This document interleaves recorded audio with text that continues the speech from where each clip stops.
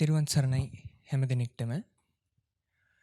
පින්වත්නි, ගියවර පටිසම්භිදා දේශනාවේදී පටිසම්භිදා මග්ග ප්‍රකරණ දේශනාවේදී මම ඔබට විස්තර කරා පටිසම්භිදාව කියන්නේ මොකක්ද? ඒ වගේම පටිසම්භිදාවේ යෙදෙන අංග 4, චතුපටිසම්භිදාවේ යෙදෙන අංග 4 මොනවද කියලා. ඒ වගේම මේ අත්ත ධම්ම නිරුක්ති පටිභාන කියන එක් අංගයන් ඒ විදිහට විස්තර කරා. ඊට පස්සේ පටිසම්භිදාවට පත් වෙද්දී ඒ වෙනුවෙන් పూర్වෙහි කියන්නේ పూర్ව භවයන්ගේ ඒ අදාළ භවයේයි පූර්ණේ කරන්න ඕන කොන්දේසි මොනවද, ඒ පුරුදු කරන්න ඕන එක් දේවල් මොනවද කියන එක මම ඔබට විස්තර කරලා දුන්නා. ඒ වගේ දේශනාවක් මම මීට පෙර කරන්නට යෙදුනා. ඒ වගේම ප්‍රඥාව කියන එකේ තේරුමත් ඥානය කියන එකේ තේරුමත් මම ඔබට විස්තර කරන්නට යෙදුනා. මොකද ප්‍රඥාව සහ ඥානය කියන වචන දෙක ගොඩක් වෙලාවට පටිසම්භිදා මග්ග ප්‍රකරණය ඇතුලේ භාවිතා වෙන නිසා. ඒ වගේම මගේ පින්වත්නි, ප්‍රඥාව සහ ඥානය ගැන කතා කරද්දී ඥානය තුල අඩංගු වෙන, ඒ කියන්නේ ඥානයක් තුල තියෙන ලක්ෂණ කීපයක් තියෙනවා. ඒවා පිළිවෙලින් ගත්තොත්, ඒ කියන්නේ ඒවා ගැන සඳහනක් කළොත් මගේ පින්වත්නි,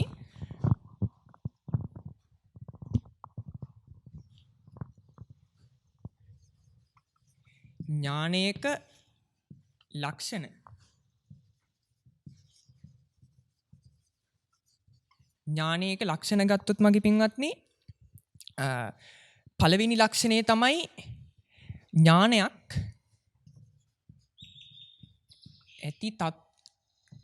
ඇති තතු ඇති සැටියෙන් පෙන්වනවා. ඥානයක් ඇති තතු ඇති සැටියෙන් පෙන්වනවා. ඒ කියන්නේ අපි මේ පරමාර්ථ ධර්මයන් පිළිබඳව තේරුම් ගනිද්දි මේ පරමාර්ථ ධර්මයන් හොඳින් විග්‍රහ කරලා විස්තර වශයෙන් බලද්දි මගේ පින්වත්නි, ඥානයක් ඉපදුන කෙනෙක්ට, මේ ඥානයක් උපදවා ගන්නට උත්සාහ කරන කෙනෙක්ට පුළුවන් හැකියාවක් තියෙනවා ඒ පරමාර්ථ ධර්මයන්ගේ ස්වභාවය, ඒ පරමාර්ථ ධර්මයන්ගේ ලක්ෂණයන් ඒ ඇති ආකාරයෙන් තත්වාකාරයෙන් බලන්නට, යථාභූත ඥාන දර්ශනයක් උපදවා ගන්නට ඥානයක් තියෙන යෝගාවචරයෙක්ට, එහෙමත් නැත්නම් පුද්ගලයෙක්ට, ඥානයක් උපදවා ගන්න උත්සාහ කරන කෙනෙක්ට හැකියාවක් තියෙනවා. එතකොට ඥානයේ එක ලක්ෂණයක් තමයි ඇති තතු ඇති සැටියෙන් පෙන්වා දීම.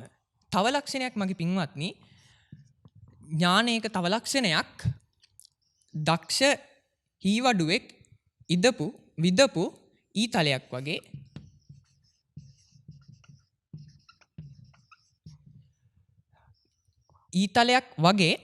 මේ සියලු කාරණා මනවින් පෙන්වලා දෙනවා. ඒ කියන්නේ දක්ෂ හීවිදින්නෙක් ඊතලයක් විද්දොත් මගේ පින්වත්නි, ඒ ඊතලේ විදින කෙනා එයාගේ පළපුරුද්ද දක්ෂතාවය නිසා ඒ ඊතලේ විදින්නේ අවශ්‍ය තැනටමයි, අවශ්‍ය ටාගට් එකටම. ඒ ඊතලේ විදින කෙනා ඒක හොඳින් බලලා තමාගේ පළපුරුද්දත් යොදාගෙන, තමාගේ දක්ෂතාවයත් ප්‍රගුණ කරපු ශිල්ප ශාස්ත්‍රات යොදාගෙන ඒක අවශ්‍ය තැනටම විදිනවා. අන්න ඒ වගේ ඥානයක් තියෙන කෙනෙක්ට මගේ පින්වත්නි හැකියාවක් තියෙනවා තමන්ට අවශ්‍ය කාරණය හරියටම ඒ අවශ්‍ය විදියට විස්තර වශයෙන් පරිග්‍රහ කරලා බලන්න.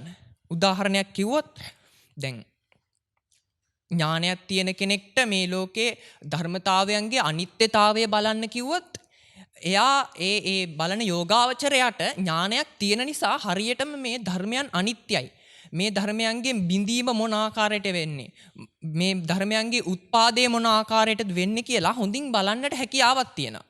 එහෙම ඥානයක් නැති කෙනෙක්ට මගේ පින්වත්නි මේ ධර්මයන්ගේ අනිත්‍යතාවය, දුක් සහගත බව සහ අනාත්මතාවය ඒ තරම් හොඳින් බලන්නට හැකියාවක් නැහැ. මොකද අවශ්‍ය ආකාරයටම, අවශ්‍ය පොයින්ට් එකටම ඒ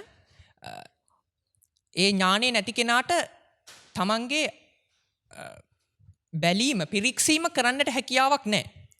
එතකොට ඥානේ දෙවෙනි ලක්ෂණය තමයි දක්ෂ ඊතල විදින්නෙක් විදින ඊතලයක් වගේ අවශ්‍ය පොයින්ට් එකටම ඥානය අපිට ඒ අවශ්‍ය පිරික්සීම කරන්නට හැකියාව ලබා දෙනවා.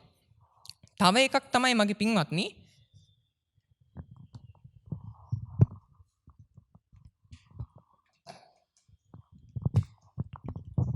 තව එකක් තමයි මගේ පින්වත්නි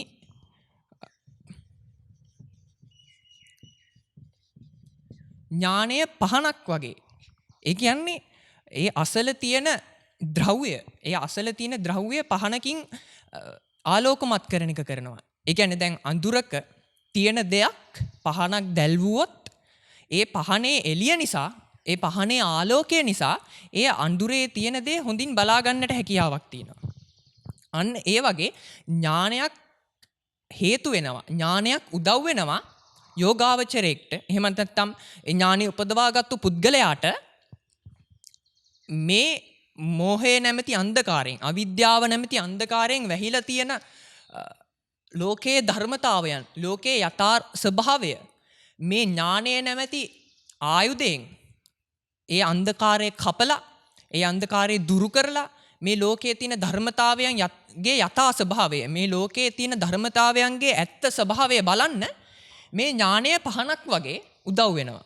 ඒ කියන්නේ අඳුරෙන්, මෝහය නැමැති අඳුරෙන් වැහිලා තියෙන දේවල් මේ ඥානය නැමැති එළියෙන් ඒ අන්ධකාරය දුරු කරලා හොඳින් බලන්නට මේ ඥානය උදව් වෙනවා. ඒ වගේමයි මගේ පින්වත්නි ඥානයක් දක්ෂ මඟ පෙන්වන්නෙක් වගේ.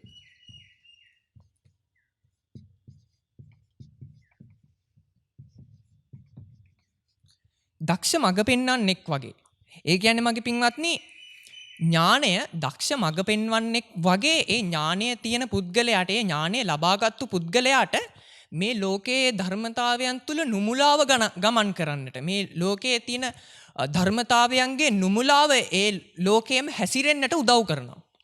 ඒ කියන්නේ මගේ පින්වත්නි සාමාන්‍ය පුද්ගලයෙක් ගත්තොත් මේ ලෝකයේ සත්ත්ව පුද්ගල සංඥාවෙන් අරගෙන මේ ලෝකයේත් එක්ක ගැටිලා, එහෙමත් නැත්නම් ලෝකේ ඇලිලා, මේ ලෝකයේ එක් ආකාරයට අනිසි කර්ම සිදු කරලා තමන්ගේ ජීවිතය දුගතිගාමී කරගන්නට කටයුතු කරන. හැබැයි මගේ පින්වත්නි ඥානයක්, නිසි ආකාරයට ඥානයක් උපදවගත්තු කෙනෙක්ට මේ ලෝකයේ තියෙන ධර්මතාවයන් පෙන්වා දෙන්න මේ ඥානය දක්ෂ මඟ පෙන්වන්නෙක් වගේ උදව් කරනවා. ඒ කියන්නේ මේ ලෝකේ මේ ධර්මතාවයන්ගේ අනිත්‍යතාවය, දුක්ඛතාවය, ඒ වගේම අනාත්මතාවය හොඳින් පෙන්වලා මේ ලෝකේ නුමුලාව හැසිරෙන්නට ඥානයේ තියෙන පුද්ගලයාට මේ ඥානය උදව් කරනවා. අන්න ඒ ලක්ෂණ හතර තමයි මගේ පින්වත්නි ඥානයක විශේෂ වශයෙන් දකින්නට තියෙන්නේ. එතකොට මගේ පින්වත්නි පටිසම්භිදා මග්ග ප්‍රකරණය ගත්තම මේ පටිසම්භිදා මග්ග ප්‍රකරණේ ඥාන කතා ආදී ඒ නිර්දේශයන්ගේ ගැන විස්තර වශයෙන් බලද්දි මගේ පින්වත්නි මේ පටිසම්භිදාවේ මේ කොටස් ඒ අපි විසින් පරීක්ෂා කළ යුතු, අපි විසින් ඉගෙන ගත යුතු, ධාරණය කරගත යුතු කොටස් දෙකක් වශයෙන් පෙන්වලා දීලා තියෙනවා. ඒ කියන්නේ පළවෙනි එක තමයි මගේ පින්වත්නි උද්දේශ. දෙවෙනි එක නිද්දේශ. මෙතන මගේ පින්වත්නි උද්දේශ කියලා කිව්වේ කෙටියෙන් කරන දේශනා. නිද්දේශ කියලා කිව්වේ විස්තර වශයෙන්. ඒ කියන්නේ මේ උද්දේශවල කෙටියෙන් කියපු මාතිකා ආදිය, එක මාතෘකා ආදී දේවල් විස්තර කරලා මේ නිද්දේශයේදී කියනවා. එතකොට යමෙක් පළවෙනිටම උද්දේශයට බලලා ඒ උද්දේශ පිළිබඳව දැනීම විස්තර වශයෙන් ගන්න මේ නිද්දේශ කියන කොටස පරීක්ෂා කරන්න ඕනේ. මේ නිද්දේශ කියන කොටස ඉගෙන ගන්න ඕනේ. එතකොට තමයි මේ පටිසම්භිදාවේ කියලා දුන්න ඒ කොටස් පිළිබඳව ගැඹුරු විස්තර ඥානයක් ලබා ගන්න පුළුවන් වෙන්නේ මේ උද්දේශ නිද්දේශ කියන කොටස් දෙකම හොඳින් බලපු කෙනෙක්ට තමයි. එතකොට මගේ පින්වත්නි මේ පටිසම්භිදාවේ උද්දේශ පාඩ ගත්තම මේ උද්දේශ පාඩවල උද්දේශ තියෙනවා ඒ ඥානයන්ට අදාළව ඒ ඥානයන් පිළිබඳව කෙටියෙන් හඳුන්වලා. සෝතාවදානේ පඤ්ඤා සුතමේ ඥානං, සුත්වානේ සංවරේ පඤ්ඤා සීලමේ ඥානං, සංවරිත්තා සමාදාහනේ පඤ්ඤා සමාධි භාවනාමේ ඥානං. ඒ වගේ මගේ පින්වත්නි එක් කොටස් විදියට, එක් මාතිකා විදියට මේ පටිසම්භිදාවේ එන ඥාන, මේ පටිසම්භිදාවේදී ප්‍රගුණ කළ යුතු ඥාන ඒ විදියට මාතිකා වශයෙන් දක්වලා තියෙනවා. එතකොට මගේ පින්වත්නි මේ පටිසම්භිදා මග්ග ප්‍රකරණේ පෙන්වන ඥාන අතරින් ඥාන තියෙනවා මගේ පින්වත්නි සම්පූර්ණයෙන්ම 73ක්. තෙසැත්තා ඥාන. ඒකෙන් මගේ පින්වත්නි 67ක් ශ්‍රාවක සාධාරණයි. ඒ කියන්නේ බුදුරජාණන් වහන්සේටත් ශ්‍රාවකයන්ටත් සාධාරණ වුණ ශ්‍රාවකයන්ටත් තියෙන ඥාන තමයි මගේ පින්වත්නි 67ක් තියෙනවා. ඒ ශ්‍රාවකයන්ටත් බුදුරජාණන් වහන්සේටත් සාධාරණ වුණ ඥාන 67ක් තියෙනවා. එතකොට ඒකෙන් 6ක් ශ්‍රාවක අසාධාරණයි. ඒ කියන්නේ මගේ පින්වත්නි මේ ඥාන 6 ශ්‍රාවකයන්ට ලබා ගන්න බෑ. ඒක තියෙන්නේ ලෞතුරා බුදුවරයෙක්ට විතරයි. ඒ 6 තමයි මගේ පින්වත්නි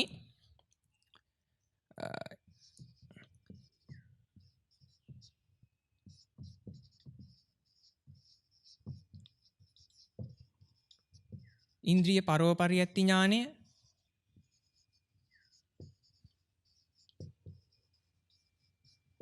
සබ්බඤ්ඤුත ඥානය,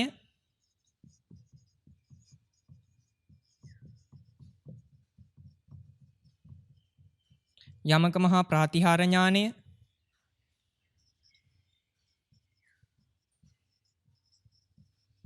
ආසේ අනුසය ඥානය,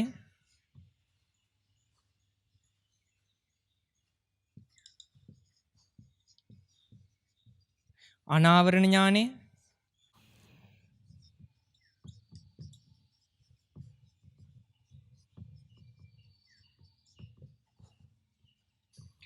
මහා කරුණා සමාපatti ඥානය. මෙන්න මේ ඉන්ද්‍රිය පරෝපරියත්ති ඥානය, සබ්බඤ්ඤුත ඥානය, යමක මහා ප්‍රාතිහාරේ ඥානය, ආසේ අනුසය, අනාවරණ, මහා කරුණා සමාපatti කියන ඥාන 6 තමයි මගේ පින්වත්නි ලෞතුරා බුදුවරයෙක්ට පමණක් තියෙන්නේ. මේ ඥාන 6 මගේ පින්වත්නි කවදාවත් ශ්‍රාවකයෙක්ට ලබා ගන්න බෑ. මේවා ලබා ගන්න පුළුවන් ලෞතුරා බුදුවරයෙක්ටම පමණයි. හැබැයි මගේ පින්වත්නි මම ඔබට කිව්වනේ මෙතන මේ 67 බුදුවරයන්ටත් තියෙනවා ශ්‍රාවකයන්ටත් තියෙනවා කියලා. හැබැයි මගේ පින්වත්නි මේවා ඥාන වශයෙන් ගත්තොත් බුදුවරයන්ටත් තියෙනවා ශ්‍රාවකයන්ටත් තියෙනවා. ඒ කතාව හරි.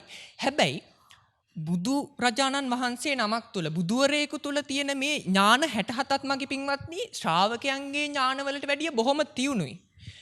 ඒ කියන්නේ මගේ පින්වත්නි බුදුවරයාගේ තුල තියෙන මේ ඥාන 67 කවදාවත් සමාන කරන්න බෑ ශ්‍රාවකයාගේ තුල තියෙන මේ ඥාන 67ට. මොකද ඒ පුරපු පාරමිතා, ඒ වැඩිලා තියෙන ගුණධර්ම, ඒවත් එක්ක ඒ පුරපු ප්‍රඥාව, ඒ ආදී වශයෙන් කරුණු හේතු ප්‍රත්‍ය වෙලා බුදුරජාණන් වහන්සේ නමක් තුල පිහිටලා තියෙන මේ ඥාන 67 බොහොම තියුණුයි සාමාන්‍ය ශ්‍රාවකයෙක්ගේ තුල තියෙන ඥානවලට වැඩිය.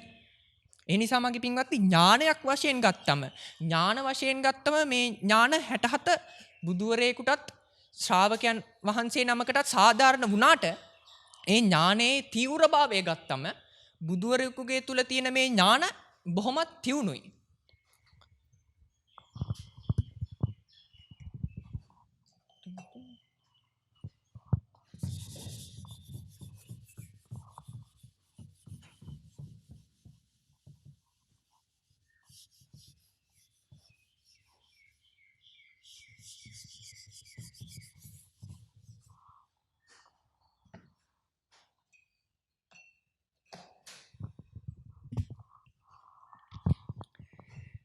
මගේ පින්වත්නි දැන් අපි මම ඔබට කිව්වා මේ පටිසම්භිදාව බලද්දී ඒ පටිසම්භිදාව තුළ අපි ඉගෙන ගත යුතු ඥාන කෙටියෙන් උද්දේශ පාඨය තුළ දක්වලා තියෙන උද්දේශ විදියට. ඒ කියන්නේ උද්දේශීම්.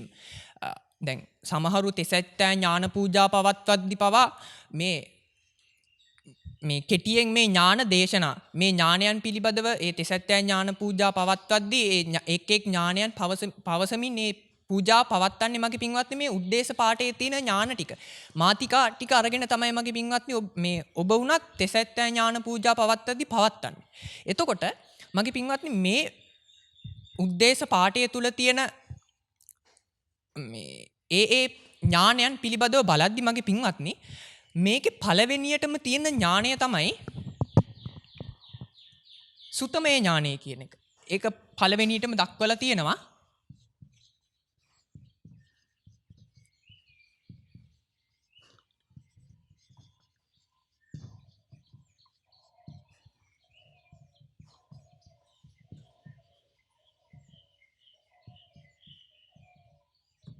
සෝතාවදානේ පඤ්ඤා සුතමේ ඥානං කියලා.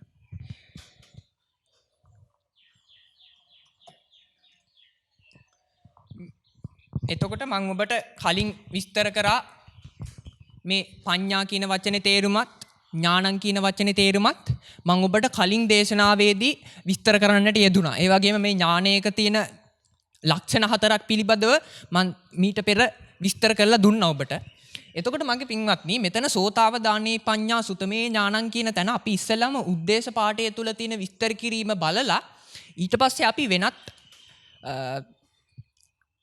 අටුවා ආශ්‍රයෙන් මේ සුතමේ ඥානය පිළිබඳව විස්තරයක් කරගමු. එතකොට මගේ පින්වත්නි මෙතන සෝතාවදානේ පඤ්ඤා සුතමේ ඥානං කියන තැන මෙතන සෝතාවදානේ කියද්දි මෙතන සෝත කියලා අදහස් කරේ මගේ පින්වත්නි මාංශ සෝතය. ඒ කියන්නේ ඔබ කන. එතකොට කවුරු හරි කනෙන් අවධානයක් දීලා යම්කිසි ප්‍රඥාවක්, ඒ කියන්නේ යම් දේශනාවක් කනෙන් අවධානය දීලා අහලා ඒක තුලින් උපදිනවා නම් ප්‍රඥාවක්, ඒ ප්‍රඥාවට කියනවා මගේ පින්වත්නි සුතමයේ ඥානය කියලා. එතකොට ඔබ ධර්ම දේශනාවකට ශ්‍රවණය දෙද්දි, ඔබ ධර්ම දේශනාවක් ශ්‍රවණය කරද්දි ඒ ධර්ම දේශකයන්න් වහන්සේ දේශනා කරන දේශනය තුල හොඳින් කන් යොබාගෙන ඉඳලා ඔබ ඒකට හොඳින් අවධානය දීලා ඒ දේශනාව අවසානයේදී ඔබ යම්කිසි ප්‍රඥාවක් උපදව ගන්නවා නම්, යම්කිසි අවබෝධයක් ලබා ගන්නවා නම් ඔබගේ సంతානය තුලින් ඒකට කියනවා මගේ පින්වත්නි සුතමේ ඥානය කියලා.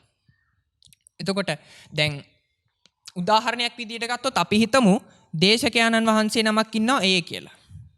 එතකොට ශ්‍රාවකයා තමයි මෙතන B කියලා හඳුන්වන්නේ. එතකොට මෙතන දේශක, මේ ශ්‍රාවක. එතකොට දේශකයන්න් වහන්සේ මෙතන දේශනාව සිද්ධ කරනවා B කියන ශ්‍රාවකයාට. එතකොට B කියන ශ්‍රාවකයා මේ දේශනාව ඇහිමෙන් මේ B කියන ශ්‍රාවකයා තුළ යම්කිසි ප්‍රඥාවක් උපදිනවා නම් B කියන ශ්‍රාවකයා තුළ අන්න ඒකට කියනවා මගේ පින්වත්නි සුතමේ ඥානය කියලා. දැන් එතකොට බුදුරජාණන් වහන්සේ බාහී දාරුචිය මහරතන් වහන්සේට දිත්තේ දිත්තමන්තම් භවිස්සති සුතේ සුතමන්තම් භවිස්සති කියද්දී උන්වහන්සේ රහත් භාවයට පත් වුණා. අන්න එතකොට බුදුරජාණන් වහන්සේ එතන දේශකයාණන් වහන්සේ, එතකොට බාහී දාරුචි මහරතන් වහන්සේ එතන ශ්‍රාවකයාණන් වහන්සේ. බුදුරජාණන් වහන්සේ කියපු දිත්තේ දිත්තමන්තම් භවිස්සති සුතේ සුතමන්තම් භවිස්සති කියපු කාරණය දේශනාව. ඒ දේශනාව අහලා බාහී දාරුචි මහරතන් වහන්සේ තුල ඇතිවෙච්ච අවබෝධය, ප්‍රඥාව, ඒකට කියනවා සුතමේ ඥානය කියලා. එතකොට මගේ පින්වත්නි මෙතන දැන් මේ අවස්ථාවේදී ගත්තොත් මම දේශකයන්න් වහන්සේ, මේ මගේ දේශනාව අහගෙන ඉන්න ඔබ ශ්‍රාවකයන්. එතකොට මගේ මේ දේශකයන්න් වහන්සේ විසින් කරන දේශනාව ඔබගේ කන් යොමු කරලා, කන්වල අවධානය මේ දේශනාවට දීලා, මේ ඒ අවධානයේ දීම තුලින් ඔබ තුල ප්‍රඥාවක් උපදිනවා නම්, ඔබට කලින් නොතිබුණු අවබෝධයක් ඔබ තුල හටගන්නවා නම් අන්න ඒකට කියනවා මගේ පින්වත්නි සුතමේ ඥානය කියලා. එතකොට පේඨකෝපදේශ පාළියේහි පින්වත්නි දක්වලා තියෙනවා පුද්ගලයෙක් සම්‍යක් දෘෂ්ටියටපත් වෙද්දී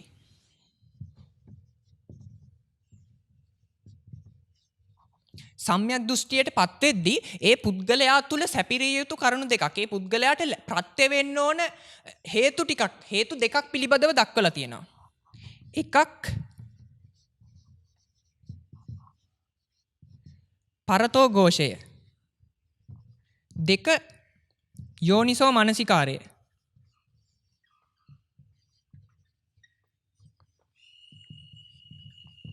යෝනිසෝ මනසිකාරය. එතකොට මගේ පින්වත්නි ඔය පින්වතුන් අහලත් ඇති පුද්ගලයෙක් සෝවාන් වෙන්න, පුද්ගලයෙක්ට සෝවාන් භාවයට පත් වෙන්න ඒ පුද්ගලයාට ලැබෙන්න ඕන හේතු 4ක් පිළිබඳව. කල්යාණ මිත්‍ර සම්පත්තිය, සද්ධර්ම ශ්‍රවණය, යෝනිසෝ මනසිකාරය, ධම්මානුධම්ම ප්‍රතිපදාව. මේ කියන කාරණා 4 ඔබ අහලා ඇති ධර්ම දේශනා තුලදී මේ කියන කාරණා 4 නැතුව කෙනෙකුට පෘථග්ජන භාවයේ සිට සෝවාන් මාර්ගයට, සෝවාන් ඵලයට පත් වෙන්න බෑ කියන එක. එතකොට මගේ පින්වත්නි ඔතන සද්ධර්ම ශ්‍රවණය කියන කාරණාව තමයි මගේ පින්වත්නි මෙතන පරතෝ ഘോഷයේ විදිහට හඳුන්වලා තියෙන්නේ.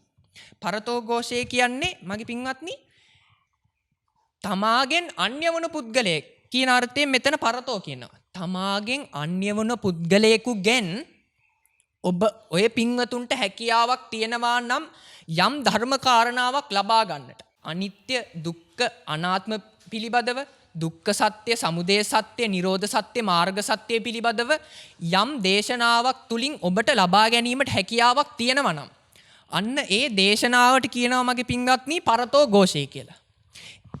එතකොට මෙතන පරතෝ ഘോഷය කියන එක මගේ පින්වත්නි පේටකෝපදේශී පාළියේ දක්වලා තියෙනවා සුතමේ ඥානය කියලා. ඒ කියන්නේ එතන පේටකෝපදේශ පාළියේ දක්වලා තියෙනවා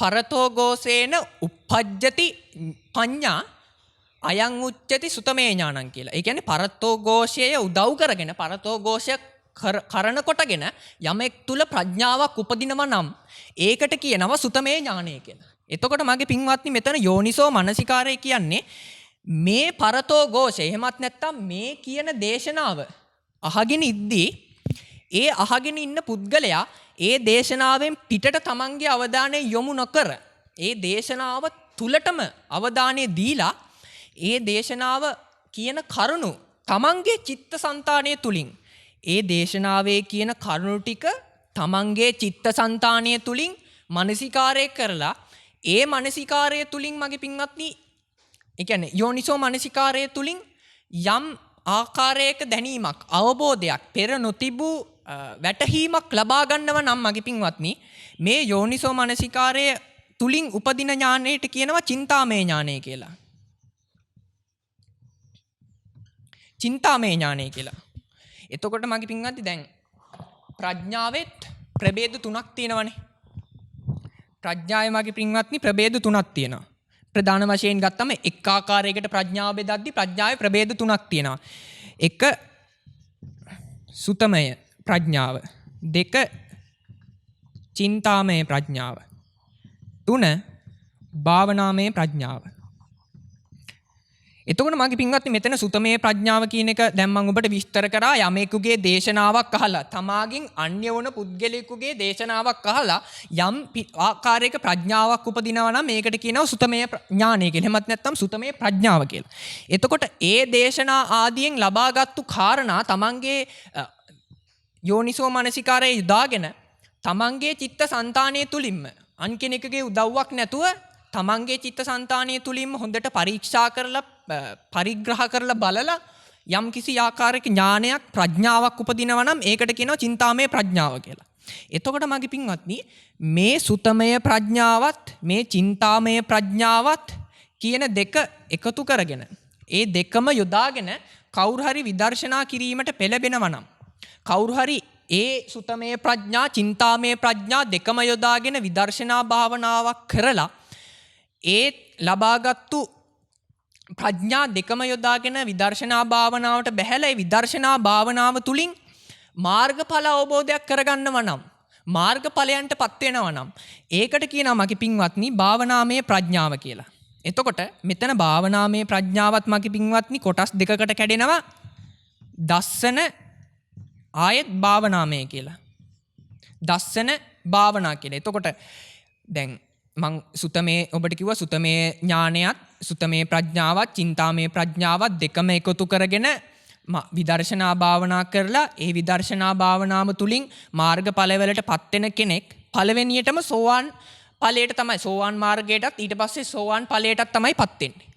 අන්න ඒ සෝවාන් ඵලයටපත් වීමට කියනවා මාගේ පින්වත්නි දස්සන කියලා. ඒ කියන්නේ පළවෙනි වරට නිවන දකින්න කියන අර්ථයෙන් මෙතන සෝවාන් ඵලයට දස්සන කියලා කියනවා. එතකොට ඉතිරි ශෛක්ෂ අශෛක්ෂ භූමි. ඒ කියන්නේ මෙතන රහත් ඵලය හැර ඉතිරි සෝවාන් සකු르තාගාමි අනාගාමි කියන මාර්ග ඵලයන්ට කියන්නේ මගේ පින්වත්නි ශෛක්ෂ භූමිය කියලා. එතකොට රහත් මාර්ගයට ඵලයට කියන්නේ මගේ පින්වත්නි අශෛක්ෂ භූමිය කියලා. එතකොට දැන් මෙතන දස්සන කියන්නේ සෝවාන්. එතකොට සකු르දාගාමි අනාගාමි අරහත් කියන භූමි ටික එමත් නැත්නම් මාර්ගඵලයන් ටික මෙතන භාවනා ප්‍රඥා විදියට හඳුන්වලා තියෙනවා. එතකොට මගේ පින්වත්නි දැන් මෙතන මම ඔබට කිව්වා සුතමේ ප්‍රඥාව කියන්නේ මෙතන අන්‍ය වූ කෙනෙක්ගෙන් තමාගේ නොවන අන්‍ය වූ කෙනෙක්ගෙන් කියන දේශනාවක් තුළින් අහලා ලබා ගන්න ප්‍රඥාව සුතමේ ප්‍රඥාව කියලා. එතකොට ඒ දේශනාව අහලා ඒ දේශනාව තුළින් ඒ දේශනාවෙන් අවධානය යවන්නේ නැතුව ඒ දේශනාවෙම තමන්ගේ අවධානය තියාගෙන ඒ දේශනාව මානසිකාරය කරලා යම් ප්‍රඥාවක් උපදවා ගන්නවා නම් තමන්ගේ චිත්තසංතානය තුළ ඒකට කියනවා චින්තාමය ප්‍රඥාව කියලා මම ඔබට දැන් පැහැදිලි කරලා දුන්නා. ඊට පස්සේ භාවනාමය ප්‍රඥාව කියන එකත් දස්සන භාවනා විදියට කොටස් දෙකක් තියෙනවා කියන එකත් මම ඔබට පැහැදිලි කරලා දුන්නා. එතකොට මගේ පින්වත්නි ඔබට තේරෙනවා ඇති දැන් මෙතන චින්තාමය ප්‍රඥාව උපදව ගන්නට උපකාර වුණේ මෙතන භාවනාමය ප්‍රඥාව උපදව ගන්නට මේ චින්තාමය සුතමය ප්‍රඥාව කියන ප්‍රඥා දෙකම උපකාරී වුණා.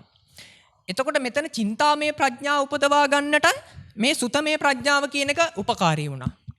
එතකොට ඔබට යම් කාරණාවක් තේරෙන්න ඕනේ මගේ පින්වත්නි ඔබට ඇත්තටම මේ කාරණාව තේරෙන්න ඕනේ අන්‍ය වූ කෙනෙක්ගෙන් අහලා දැනගත්තු කාරණා නැත්තම් අන්‍ය වූ කෙනෙක් එක්කෝ කියපු දෙයක් එක්කෝ ලියපු දෙයක් ඒ වගේ කාරණා අපි තුල අහලා දැකලා කියවලා අපි තුල අවබෝධයක් ලබා ගත්තේ නැත්තම් මගේ පින්වත්නි යෝනිසෝ මනසිකාරය කරන්න අපි තුල කාරණා නැහැ. අපේ චිත්තසංතානය තුල යෝනිසෝ මනසිකාරයක් කරන්න යෝනිසෝ මනසිකාරයට අවශ්‍ය වටපිටාව හදාගන්න මගේ පින්වත්නි වෙනත් කෙනෙකුගේ දේශනයක් වෙනත් කෙනෙකු ලියපු පොතක් ආශ්‍රයෙන් හරි අපි දැනුම ලබාගෙන තියෙන්න ඕනේ. එතකොට ඒ ලබාගත්තු දැනුම තමයි මගේ පින්වත්නි අපි යෝනිසෝ මනසිකාරයට යොදලා ඒ යෝනිසෝ මනසිකාරය ඔස්සේ භාවනාමය ප්‍රඥාවට එළබෙන්නේ මාර්ගඵලයන්ටපත් වෙන්නේ.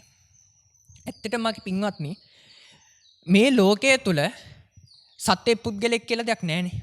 ඒ කියන්නේ ඔබ හිතනවා ඇති ඔබ ගමන් කරනවා. ඔබ මේ ලෝකේ තියෙන දේවල් පරීක්ෂා කරලා බලනවා. ඔබ දකිනවා, ඔබ අහනවා, ඔබට ගඳ සුවඳ දැනෙනවා, ඔබට රස දැනෙනවා, ඔබට කයේ ස්පර්ශ දැනෙනවා. මම හිතනවා. ඒ වගේ ඔබ හිතලා ඇති. හැබැයි මගේ පින්වත්නි, ඔබ මේ ජීවිතය තුල ජීවත් වෙද්දි මගේ පින්වත්නි, ඔබට මේ ලෝකයෙන් ලැබෙන ආරම්මන ඔස්සේ හටගත්තු විඥාන ටිකක් විතරයි, විඥාන පරම්පරාවක් විතරයි ඇත්ත වශයෙන්ම ගත්තොත් මේ ලෝකයේ තියෙන්නේ. ඔබ නාම රූප පරිච්ඡේද ඥානෙ උපදවාගත්තු යෝගාවචරයෙක් නම් නැත්තම් දිට්ඨි විසුද්ධිය සම්පාදනය කරගත්තු යෝගාවචරයෙක් නම් ඔබට මම කියන කාරණාව හොඳින් වැටහෙනවා ඇති. මොකද ඒ ඥානෙ උපදවාගත්තු කෙනෙක්ට මගේ පින්වත්නි තේරෙන්න ඕනේ මේ ලෝකයේ මමය කියාගන්න සත්‍යයේ පුද්ගලයෙක් කියාගන්න තරම් කිසිම දෙයක් නැහැ කියලා. මේ රූපේ තියෙන අනාත්මභාවය, මේ නාමයන්ගේ තියෙන අනාත්මභාවය හොඳින් වැටහෙන්නට ඕනේ. එතකොට අපි දැන් මේ ලෝකයේ තුල අපි හිතනවා මම හිතලා මේ ලෝකයේ තියෙන දේවල් අවබෝධ කරගන්නවා කියලා. හැබැයි ඇත්ත වශයෙන්ම මේ ලෝකයේ හැසිරීම තුල මේ ලෝකයේ ඉපදුන ඉපදුන දවසේ ඉඳන් මේ ලෝකයේදී අහන්නට දකින්නට විඳින්නට ලැබුණු දේවල් උඩ තමයි බොහෝ වෙලාවට සංසාරයේ ඒ විදියට ආපු දේවල් පුරුදුත් තියෙනවා. ඒ පුරුදු වලට අමතරව බොහෝ වෙලාවට මේ ලෝකයේ ඉපදුන දවස් ඉඳන් අහන්න දකින්න විඳින්න ලැබුණු දේවල් ඔස්සේ තමයි මේ හැමෝගෙම ජීවිත සකස් වෙන්නේ. එතකොට කෙනෙක්ට පොඩි කාලේ ඉඳන් නිතරම දකින්නට ලැබුණේ නරක දේවල් නම් ඒ කෙනාගෙන් ලෝකෙට එන්නේ ඊටමත් නරක හැසිරීමක්. ඊටමත් නරක ආකල්ප සමුදායක්. හැබැයි කෙනෙක්ගේ මගේ පින්වත්නි හොඳ දේවල් අම්මා තාත්තා දාන ආදී පින්කම් කරන කෙනෙක් නම් සහෝදර සහෝදරියන් සීලාදී ගුණධර්මයන් රකින්න අය නම් ඒ අදාළ පුද්ගලයාගේ නාම පරම්පරාව තුලත් පුද්ගලයා කියලා කිව්වේ සම්මුති වශයෙන්. ඒ අදාළ නාම පරම්පරාව තුලත් මගේ පින්වත්නි ස්වභාවයක් හටගන්නවා. මොකද දකින්නට අහන්නට ලැබුණේ හොඳ දේවල් නිසා ඒ නාම පරම්පරාව තුලත් ස්වභාවයක් හටගන්නවා. හොඳ දේවල් වලට ප්‍රතිචාර දක්වන, හොඳ දේවල් වලට ඇලුම් කරන, හොඳ දේවල් තමාගේ තුලිනුත් ක්‍රියාවට නංවන. එතකොට ඒ වගේ අහන්නට දකින්නට විඳින්නට ලැබුණ දේවල් උඩ තමා මේ ලෝකයේ හැසිරීම තීරණය වෙන්නේ. එතකොට මගේ පින්වත්නි මෙතන පරතෝ ഘോഷය කියන එක අපි මේ ජීවිතය තුළ අපිට අහන්නට ලැබෙන දෙයක්. මේ ලෝකේ අනිත්‍ය පිළිබඳව, දුක පිළිබඳව, අනාත්මය පිළිබඳව, චතුරාර්ය සත්‍ය පිළිබඳව මගේ පින්වත්නි ඔබටවත් මටවත් කාටවත් අඩුම ගානේ සාරිපුත්ත මහරහතන් වහන්සේටවත් දැනගන්නට ලැබෙන්නේ නැහැ බුදුරජාණන් වහන්සේ විසින් ඒ අදාළ දේශනයන් සිද්ධ කළේ නැත්තම් මේ ලෝකෙට ඒ ධර්මයේ බෙදා හැරියේ නැත්තම් මගේ පින්වත්නි සාරිපුත්ත මහරහතන් වහන්සේටවත් ඒ අස්සජී මහරහතන් වහන්සේ ඒ ඇවිල්ලා ඒ ධම්මා හේතුප්පබා තේසං හේතු තථාගතෝ ආහ කියන ගාථා පද ටික කිව්වේ නැත්තම් උන්වහන්සේට එතන සෝවාන් වෙන්න ලැබෙන්නේ නැහැ. ඊට පස්සේ බුදුරජාණන් වහන්සේගේ අර ඉතිරි දේශනය ඇහුවේ නැත්තම් උන්වහන්සේට රහත් ඵලයටපත් වෙන්නේ නැහැ. මොකද මේ පරතෝ ഘോഷය එහෙමත් නැත්තම් අන්‍ය කෙනෙකුගෙන් අහලා ගත්තු කරුණු ටික නැත්තම් යෝනිසෝ මනසිකාරය කරන්නට කාරණා අපි තුලින් උපද්දව ගන්නට බෑ.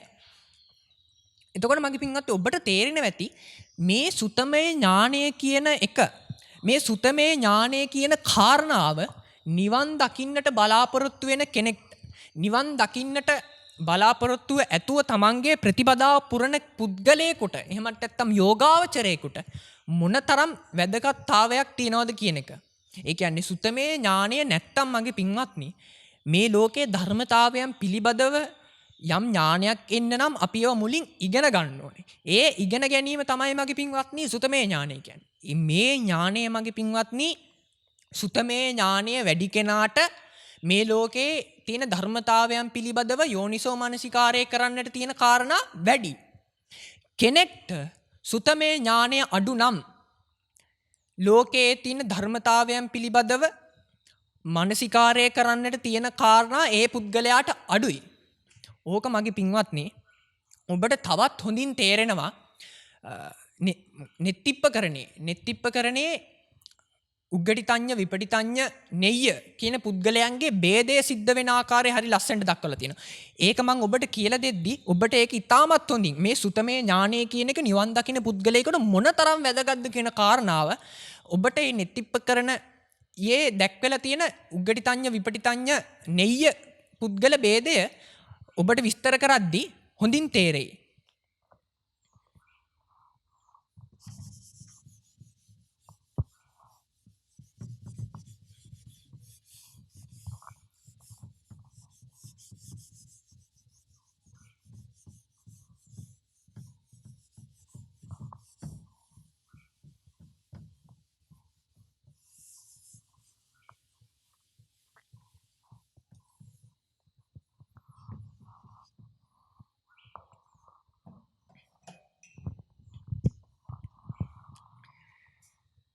එතකොට මගේ පින්වත්නි මේ ලෝකයේ තමාට ලැබුණු අදාළ භවය තුල නිර්වාණය අවබෝධ කරගන්න හැකියාව තියෙන නිර්වාණය අවබෝධ කරගන්න භව්‍යතාවයක් තියෙන පුද්ගලයන් කොට්ටාස 3ක් ඉන්නවා. ඇත්තට මේ ලෝකයේ පුද්ගලයන් වර්ග 4ක් ඉන්නවා. උග්ගටිතඤ්ඤ, විපංචිතඤ්ඤ, නෙය්‍ය, පදපරම. එතකොට මගේ පින්වත්නි ඕකෙන් පදපරම කියන පුද්ගලයාට හැකියාවක් නැහැ තමාගේ මේ භවය තුලම නිර්වාණය කියන ධර්මතාවය අවබෝධ කරගන්න. හැබැයි මේ භවයේ උත්සාහ කළොත් දැන් කෙනෙක්ට හිතෙනවා නම් තමන් පදපරම කියලා ඒකෙන් පසුතැවෙන්න හොඳ නැහැ. මොකද කවදා හරි ඇත්තට මේකෙන් අපි නිවන් දකින්න ඕනේනේ. නැත්තම් මේ දුක විඳගෙන හැමදාම සසර යන්න වෙනවනේ. එතකොට කෙනෙක් පදපරම නම් මං හිතන්නේ මේ බණපද ටික අහන කවුරුත් පදපරම කියලා එහෙම හිතන්නත් එපා. ඇත්තටම කළ යුත්තේ මේ ධර්මයේ හැසිරීම. මේ ධර්මයේ හැසිරීම තුලදී තමන් පදපරම නම් ඊළඟ භවයේදී තමන් උග්ගටිතඤ්ඤ විපංචිතඤ්ඤ නෙය්‍ය පුද්ගලයෙක් විදිහට උපත ලබයි. හැබැයි පදපරම කියලා හිතාගෙන කවදාවත් මේ ධර්ම මාර්ගයේ හැසිරුන්නේ නැත්තම් අයියෝ මට මම් පදපරම. එතකොට මට මේ ධර්මයේ තුල හැසිරීමේ හැකියාවක් නැහෙනි මට නිර්වාණය අවබෝධ කරගන්න බෑනි කියලා හිතාගෙන තව තවත් මේ ධර්මයේ හැසිරීම මගහරිනවා නම් ඔබ හැමදාම පදපරම කෙනෙක් විදිහට තමයි ජීවිතය ගත කරන්න වෙන්නේ. එතකොට හැබැයි කෙනෙක් ඒකෙන් නොසලී මේ ධර්ම මාර්ගයේ පූර්ණේ කරනවා නම් කවදා හරි ඒ මට්ටමින් මිදිලා ඊළඟ භවයේ වෙන්න පුළුවන්. හොඳ තැනක උප්පත්තිය ලැබලා කරපු ත්‍රි හේතුක කුසලයක විපාකයක් විදිහට ත්‍රි හේතුක ප්‍රතිසන්දිකයක් විදිහට උපත ලැබලා හැකියාවක් ලැබෙනවා මේ ධර්මය අවබෝධ කරගන්න. එතකොට මං කිව්වා ඔබට පුද්ගලයන් අර උග්ගටිතඤ්ඤ විපටිතඤ්ඤ නෙය්‍ය කියන පුද්ගලයන් කොට්ටාස 3ට මේ භවයේදීම නිර්වාණය කියන එක අවබෝධ කරගන්න පුළුවන් කියලා. මං ඔබට මේක කලින් ආයතන 12 ධර්ම දේශනාව තුලත් කිව්වා.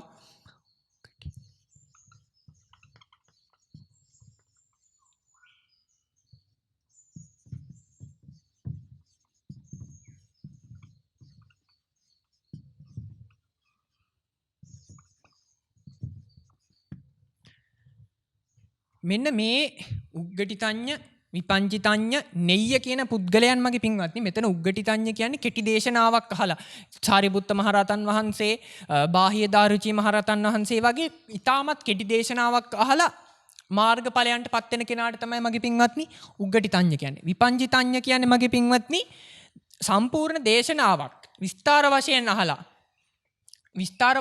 ඒ දේශනාව අවසානයේදී මාර්ගඵලයන්ට පත් වෙන කෙනාට තමයි මගේ පින්වත්නි විපංචිතඤ්ඤ කියන්නේ. නෙය්‍ය කියන්නේ මගේ පින්වත්නි එහෙම කෙටියෙන් අහලා හරි නැත්තම් විස්තර වශයෙන් දේශනාවක් අහලා හරි දේශනාව අවසානයේ හරි මාර්ගඵල වලට පත් වෙන්නේ නැහැ. ඒ කෙනාට තව තවත් මේ ධර්මයේ කියලා දීලා තව තවත් මේ ධර්මයේ තුල හැසිරීලා කර්මස්ථාන අරගෙන ඒ කර්මස්ථාන යම් කිසි කාලයක් තිස්සේ එක දිගට නොකඩවා වඩලා ඒ කර්මස්ථාන ඔස්සේ ප්‍රඥාව ඥානය මෝරවගෙන අවසානයේදී නිර්වාණයට පත් වෙන අයට තමයි මගේ පින්වත්නි නෙය්‍ය කියන්නේ. එතකොට ඔබත් මමත් අයිති වෙන්නේ මේ නෙය්‍ය කියන කොට්ටාශයට. මේ තුන් දෙනාගේ ભેදය එහෙමත් නැත්නම් මේ තුන් දෙනාගේ බෙදීම සිද්ධ වෙන්නේ මගේ පින්වත්නි එකිනෙකා තුල සංසාරයේ සුතමය චින්තාමය කියන ප්‍රඥා දෙකොට්ටාශය සුතමේ ප්‍රඥාව චින්තාමේ ප්‍රඥාව කියන ප්‍රඥා දෙකොට්ටාශය වැඩිලා තියෙන ආකාරය අනුව තමයි මගේ පින්වත්නි මේ පුද්ගලයන්ගේ ભેදය සිද්ධ වෙන්නේ. එතකොට උග්ගටිතඤ්ඤ කියන පුද්ගලයා තුල චින්තාමේ ප්‍රඥාවත් හොඳින් වැඩිලා සුතමේ ප්‍රඥාවත් හොඳින් වැඩිලා චින්තාමේ ප්‍රඥාවත් හොඳින් වැඩිලා විපංචිතඤ්ඤ පුද්ගලයා තුල මගේ පින්වත්නි සුතමේ ප්‍රඥාව විතරයි චින්තාමේ ප්‍රඥාව නැහැ. නෙය්‍ය පුද්ගලයා තුල සුතමේ ප්‍රඥාවක් නැහැ චින්තාමේ ප්‍රඥාවත් අවශ්‍ය ප්‍රමාණයට වැඩිලා නැහැ. අන්න ඒ නිසයි මගේ පින්වත්නි එනිත්තිප්පකරණේම දක්වනවා බුදුරජාණන් වහන්සේ දේශනාව කරද්දී බුදුරජාණන් වහන්සේගේ දේශනාවක් තුල මගේ පින්වත්නි තියෙනවනේ කොට්ටාස තුනක් මේ ලෝකේ ආස්වාදයේ පිළිබඳ උන්වහන්සේ දේශනා කරනවා. ඒ ආස්වාදයත් එක්ක යෙදිලා තියෙන ආදීනවේ පිළිබඳ උන්වහන්සේ දේශනා කරනවා. ඊට පස්සේ මේ ආදීනවේ දැකලා මේ ආස්වාදයක් දැකලා ඒ ආස්වාදයේ පිටිපස්සේ තියෙන ආදීනවයක් දැකලා ඒ ආදීනවේ ආස්වාදයට වැඩිය මහත් නිසා මේකේ නිස්සරණයට පෙළඹෙන්න නිස්සරණය පිළිබඳව දේශනාවක් කරනවා. එතකොට මගේ පින්වත්නි මෙතන සුතමේ ප්‍රඥාව චින්තාමේ ප්‍රඥාව ඉතාමත් හොඳින් වැඩිච්ච උග්ගටිතඤ්ඤ පුද්ගලයාට බුදුරජාණන් වහන්සේ සිද්ධ කරන්නේ නිස්සරණ දේශනේ විතරයි.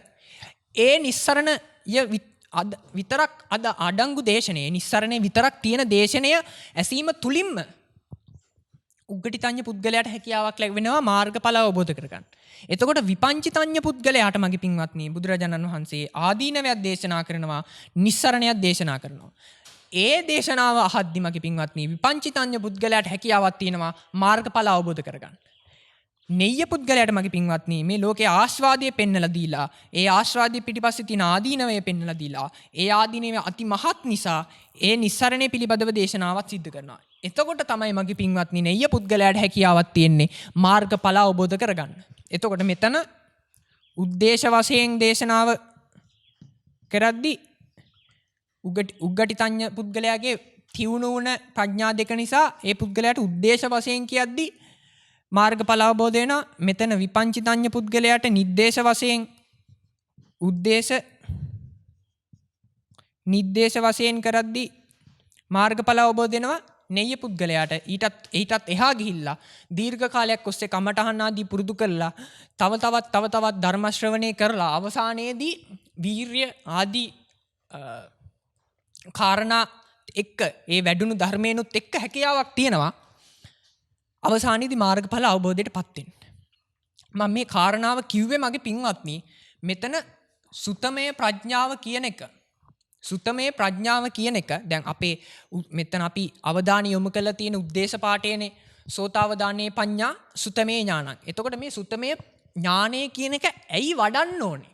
ඇයි සුතමේ ඥානය මේ නිවන් දකින යෝගාවචරයෙක් මේ සුතමේ ඥානය පුරුදු කරන්න ඕනියයි ප්‍රගුණ කරන්න ඕනියයි කියන කාරණාව ඔබට පෙන්වලා දෙන්න තමයි මගේ පින්වත්නි මේ කාරණා ටික මම ඔබට පැහැදිලි කරේ.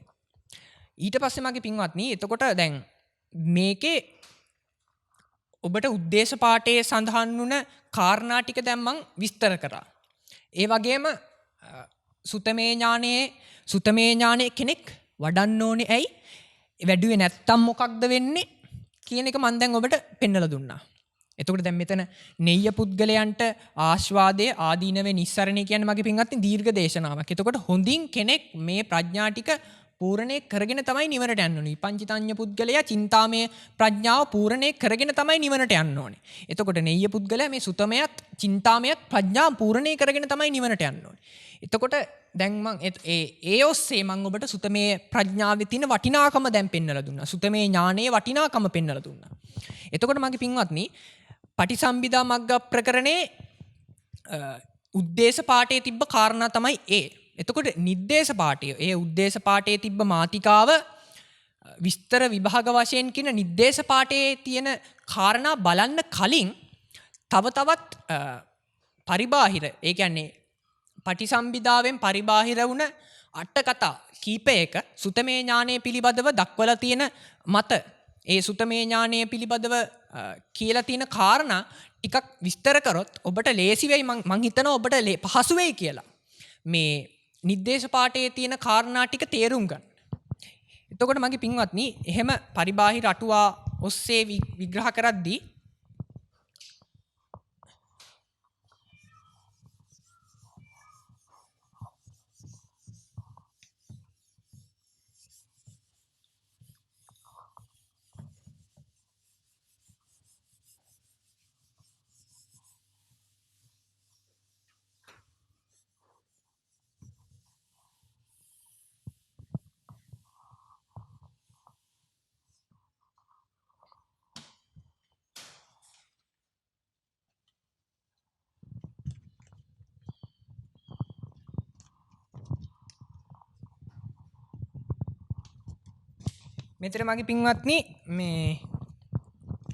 මෙතන මගේ පින්වත්නි නෙත්තිප්පකරණේ දීලා තියෙනවා මෙහෙම ගාතාවක්.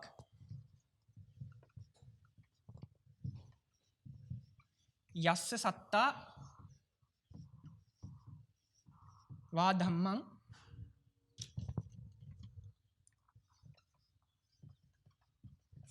දේසේති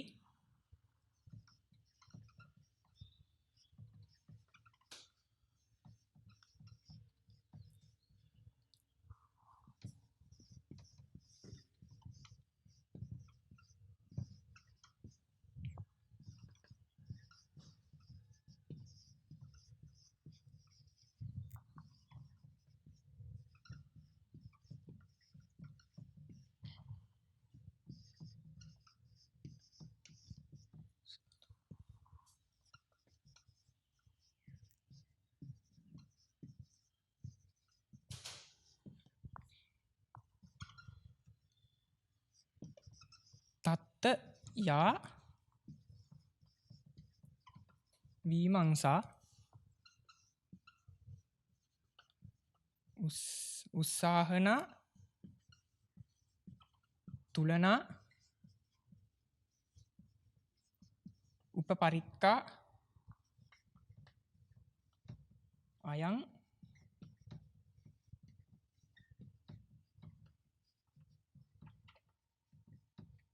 අයං සුතමී පඤ්ඤා.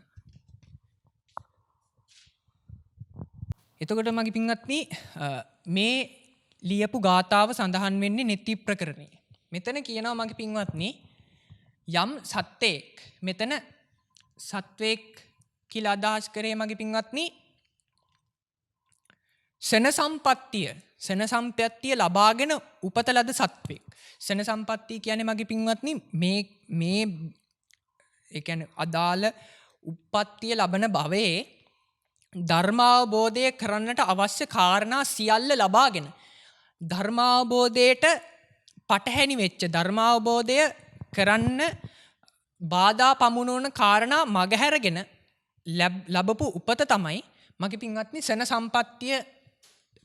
සම්පත්තියත් සමග උපතක් ලැබීම කියන්නේ. ඒ කියන්නේ අපි ගත්තොත් අහේතුක ප්‍රතිසන්දිය අරූපාවචර ලෝකයක උපත ලැබීම, එතකොට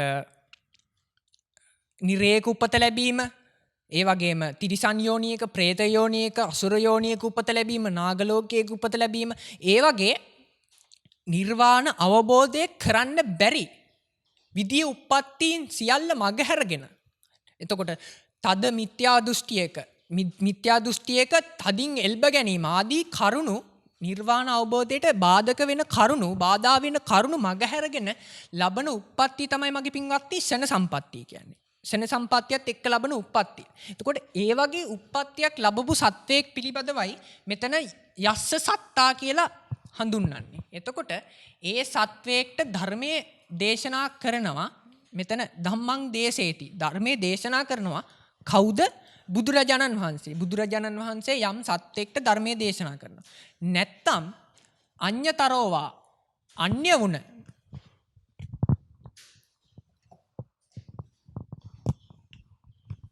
අඤ්‍යතරෝවා බුදුරජාණන් වහන්සේගෙන් අන්‍ය වුණ ගරුට්ටානීයෝ සබ්‍රහ්මචාරී ගරු කටයුතු සබ්‍රහ්මචාරී වරේක් ගරු කටයුතු සබ්‍රහ්මචාරී වරේක්.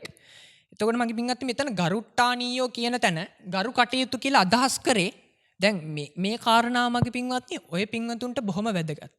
ඒ කියන්නේ දැන් ගොඩක් පින්වතුන්ට තියෙන ප්‍රශ්නයක් තමා ගොඩක් පින්වතුන්ට තියෙන ප්‍රශ්නයක් තමා මම මේ ධර්මයේ ඉගෙන ගන්න බුදුරජාණන් වහන්සේගේ ධර්මයේ ඉගෙන ගන්න හරි ගරු කටයුතු පුද්ගලයෙක් කල්යාණ මිත්‍රයෙක්ව හොයාගන්න ඒ කල්යාණ මිත්‍රයා සතු වෙන්න ඕන ගුණාංග මොනවද කියලා.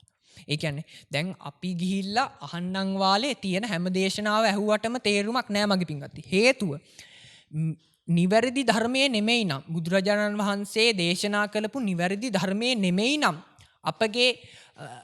අපගේ సంతාණයට වැටෙන්නේ අපගේ ඥානයන්ට එන්නේ ඒ කියන්නේ ඒ පුද්ගලයාගේ විසින් එන දේශනාව මිත්‍යා දෘෂ්ටියක් නම් අදාළ සම්‍යක් දෘෂ්ටික කාරණා නෙමෙයි නම් මේ පුද්ගලයා තුලින් එන්නේ අපි දේශනාව අහන දේශකයාණන් වහන්සේ තුලින් ඔබට හරි මට හරි කාට හරි එන්නේ වැරදි කාරණා නම් මගේ පින්වත්නි සුතමේ ප්‍රඥාව උපදින්නට කාරණා එකතු වෙන්නේ නැහැ. අවශ්‍ය විදියට හේතු ප්‍රත්‍ය වෙන්නේ නැහැ. මොකද අපි තව තවත් సంతානිය තුල වඩව ගන්නේ සම්‍යක් දෘෂ්ටිය නිවැරදි දෘෂ්ටියක් නෙමෙයි. වැරදි දෘෂ්ටියක්. තව තවත් යන්නේ මගේ පින්වත්නි අඳුරෙන් අඳුරටමයි. ඒ නිසා අපි මෙතන ධර්මයේ දේශනා කරද්දී ධර්මය අහද්දී මෙතන එක්ක ශාස්ත්‍රුන් වහන්සේගේ ධර්මය දැන් ඒ ශාස්ත්‍රුන් වහන්සේගේ ධර්මය අපිට අහන්න බෑ මොකද උන්වහන්සේ දැන් පිරිනිවන් වැඩලා නිසා. එතකොට අන්‍ය වුණ ගරු කටයුතු සබ්‍රහ්මචාරී කෙනෙක් ගරු කටයුතු කල්යාණ මිත්‍රයෙක් සබ්‍රහ්මචාරීවරයෙක් ධර්මයේ දේශනා කරද්දී මෙතන ගරු කටයුතු කියද්දී සීල සුත ඒ කියන්නේ බහුශ්‍රුතභාවය භාවනා ආදී ගුණධර්ම වැඩිච්ච කෙනෙක් තමයි මගේ පින්වත්නි මෙතන ගරුට්ටානීයෝ සබ්‍රහ්මචාරී කියන්නේ. ඒ කියන්නේ දැන් කෙනෙක් ඉන්නවා නම් තමන්ගේ ධර්ම දේශනා ඇතුලේ සීලයට ගරහන ශ්‍රුතේට ගරහන භාවනාවට ගරහන ඒ කෙනා ගරුට්ටානීය සබ්‍රහ්මචාරී කෙනෙක් නෙමෙයි ගරු කටයුතු සබ්‍රහ්මචාරී කෙනෙක් නෙමෙයි. ඒ වගේ මේ ගුණ ධර්ම වලට මේ වැඩි යුතු ගුණ ධර්ම වලට වඩන්න එපා කියලා ගරහනවා නම් ඒ කෙනාගේ ධර්ම දේශනා කොච්චර ඇහුවත් සුතමේ ප්‍රඥාව කියන එක අපි තුල උපදින්නේ නැහැ. සුතමේ ප්‍රඥාව උපදින්නේ නැහැ කියන්නේ චින්තාමේ ප්‍රඥාව උපදින්නෙත් නැහැ. ඒතකොට චින්තාමේ ප්‍රඥාව උපදින්නෙත් නැහැ කියන්නේ මගේ පින්වත්නි අවසානයේදී මාර්ගඵල. එහෙමත් නැත්නම් භාවනාමේ ප්‍රඥාව උපදින්නෙත් නැහැ. ඒ නිසා කෙනෙක් අන්‍ය වුණ ගරු කටයුතු පුද්ගලයෙක් සබ්‍රහ්මචාරීවරයෙක් තෝරගනිද්දි මේ වගේ ගුණධර්ම තියෙනවද කියලා බලලා ඒ දේශනා ඒ වගේ පුද්ගලයෙකුගේ දේශනා අහන්නට පෙළඹෙන්න ඕනේ. එතකොට ඒ ධර්මය අහපු තැනැත්තාගේ ඒ ධර්මය අහපු මේ සත්වයා ඒ ධර්මය ඇහුවට පස්සේ ඒ ධර්මය ඇසීම හේතු වෙලා ඒ කෙනා තුළ ශ්‍රද්ධාව උපදිනවා. ශ්‍රද්ධා ප්‍රතිලාභය ලබනවා. එතකොට අපිට දැනගන්න පුළුවන් තවත් විදියක් තමයි ඒ කෙනාගේ දේශනේ හොඳද කියලා මේ ගරු කටයුතු පුද්ගලයාගේ මේ ගරු කටයුතු සබ්‍රහ්මචාරීවරයාගේ ඒ කරන දේශනාව ඇහිම තුල අවසානයේදී ශ්‍රද්ධාව උපදින්න ඕනේ. එහෙම ශ්‍රද්ධාව උපදින්න නැත්නම් තවත් මේ ධර්මයේ තියෙන ආමිෂ ප්‍රතිපත්තිමය රාමුවෙන් එළියට නම් යන්නේ.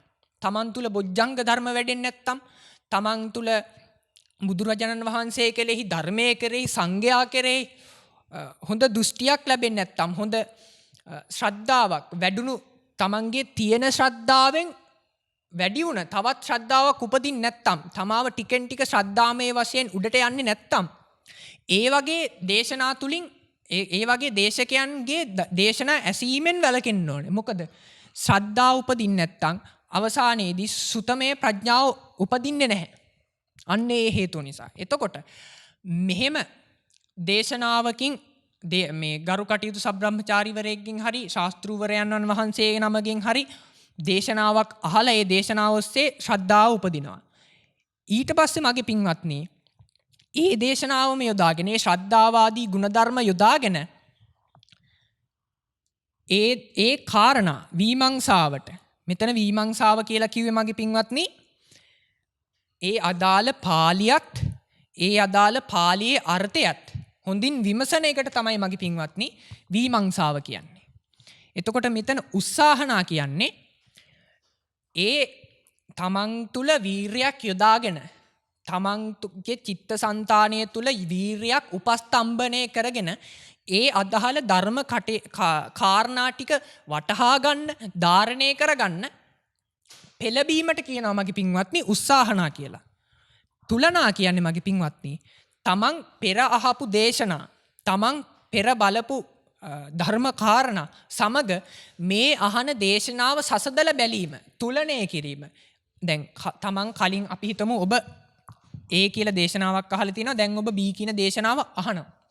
මේ දේශනාවේදී දේශකයාණන් වහන්සේ කියන කාරණා ටික ඔබ කලින් අහපු දේශනාත් එක්ක තුලනය කරලා මේ දේශනාත් එක්ක සසදලා බලලා මේ දේශනාවයි සසදලා බලලා නිවැරදි කාරණේ මොකක්ද කියන එක තේරුම් ගැනීමට තමයි මගේ පින්වත්නි තුලනා කියන්නේ. දැන් මේක කියද්දි මගේ පින්වත්නි දැන් අපි හිතමු දැන් ඔබ මේ ඒ කියන දේශනා අහලා ඔබ ඒ කියන්නේ දැන් අපි හිතමු ඔබ වැරදි මිත්‍යා මත පතුරනම දේශකයන්න් වහන්සේ නමකගේ දේශනා අහපු කෙනෙක්.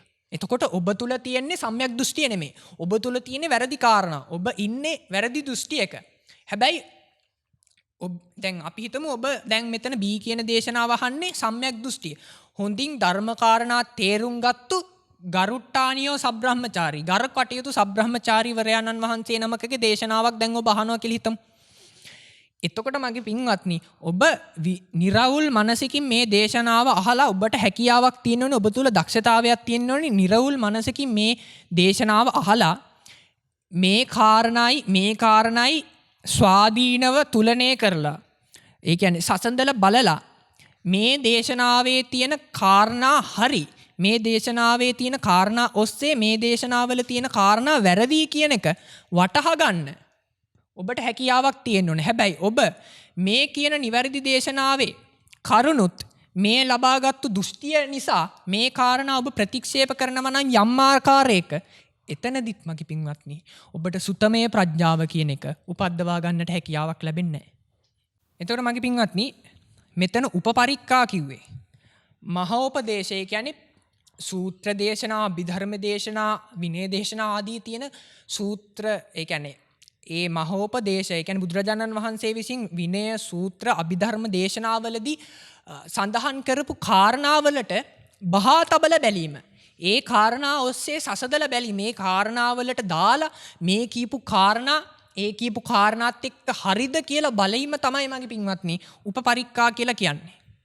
එතකොට යම් දේශකයාණන් වහන්සේ නමක් ත්‍රිපිටකය වැඩක් නැහැ, අටුවා වැඩක් නැහැ කියලා අටුවා ත්‍රිපිටක ප්‍රතික්ෂේප කරමින් Tamanට හිතුන දේවල් දේශනා කරනවා නම් ඒ දේශනා ඔබට හැකියාවක් තියෙන්න ඕනේ. මහෝපදේශවලට බලලා ඒ ත්‍රිපිටකය බලලා ඒ ත්‍රිපිටකයේ ඔස්සේ ඒ කාරණා බලලා ඒ කාරණා වැරදි කියලා අරගෙන බැහැර කරන්නටත් ඔබ තුල දක්ෂතාවයක් තියෙන්න ඕනේ. මොකද නැත්තම් ඔබට සුතමේ ප්‍රඥාව උපදින්නේ නැහැ.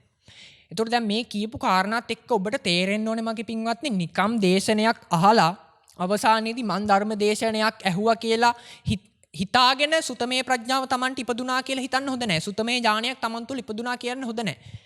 එහෙම හිතීම අපරාධයක් මගේ පින්වත්නි. මොකද ඔබ තුල මේ විමංශාව, උත්සාහන, තුලණය, උපපරික්කය ආදී ලක්ෂණ ඒ ಗುಣධර්ම, ඒ දක්ෂතාවයන් ඔබ තුලින් එන්නේ නැත්තම් ඔබට ඒ දේශනයේ තියෙන කටයුතු ඒ දේශනය තුළ තියෙන කාරණා ධාරණය කරගන්න බැරි නම් ඒවා තව දේශනාත් එක්ක සසදලා බලන්න බැරි නම් ඒවා මහෝපදේශවලට බහා තබලා බලන්න බැරි නම් ඒවාගේ අර්ථය හොඳින් බලන්නට බැරි නම් එතකොට මගේ පින්වත්නි ඔබ තුළ සුතමේ ප්‍රඥාවක් උපදින්නේ නැහැ. මොකද ඒ දේශනාවේ සැබෑ අර්ථය දේශනාවේ කියපු දේවල් පිළිබඳව නිවැරදි ඥානයක් ඔබට උපදින්නේ නැති නිසා ඔබ තුළ සුතමේ ප්‍රඥාවක් උපදින්නේ නැහැ.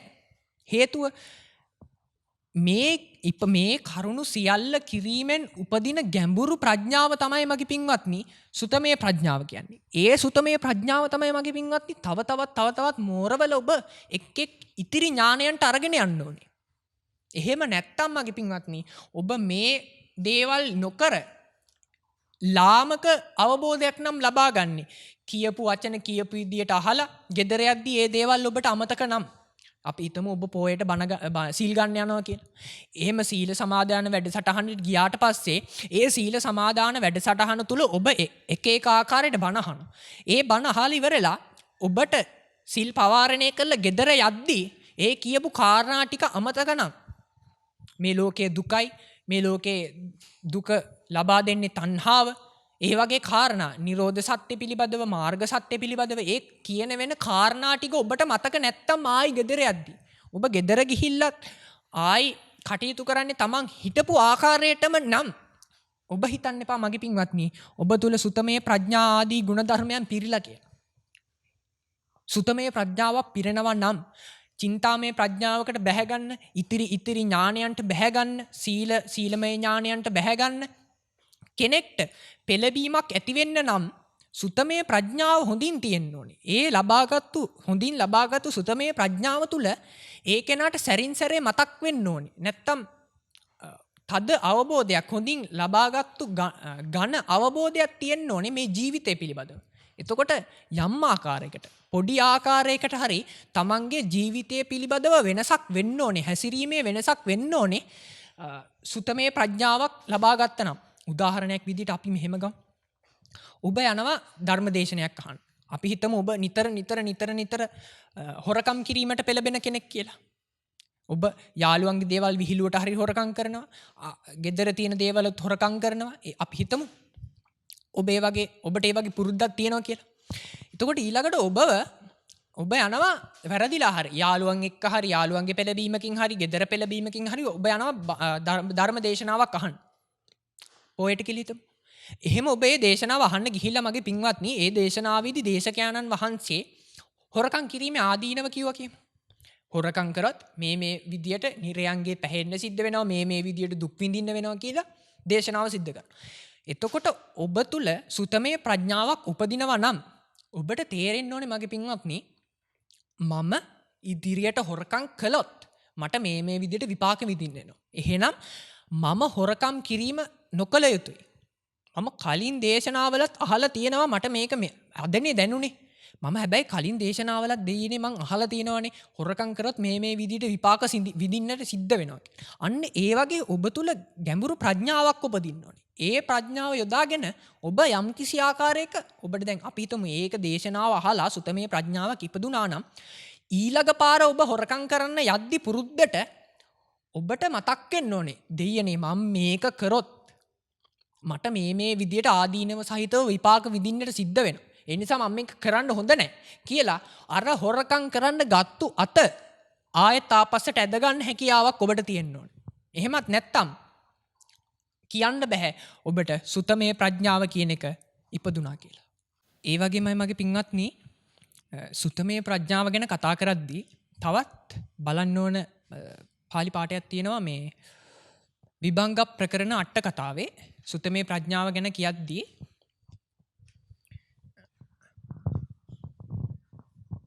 තත්ත කතමා සුතමේ පඤ්ඤා කියලා පටන් අරගෙන ඒකට දෙන උත්තරේ තමයි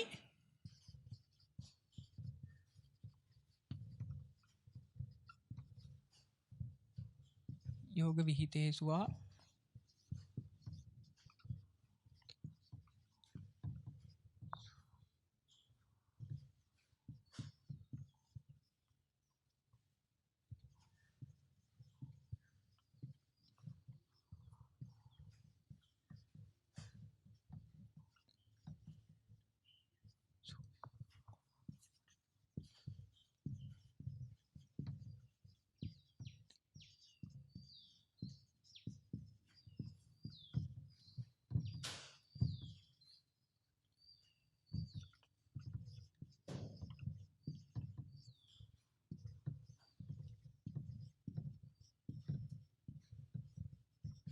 කම්මස්ස කතංවා සච්චානු ලෝමිකංවා රූපං අනිච්ඡන්තිවා වේදනා අනිච්ඡාතිවා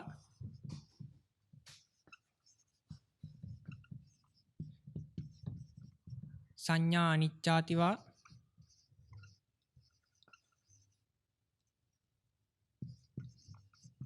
සංඛාරා අනිච්ඡාතිවා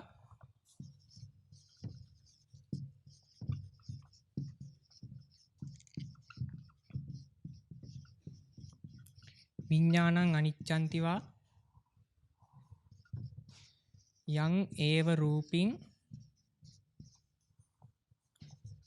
අනුලෝමිකං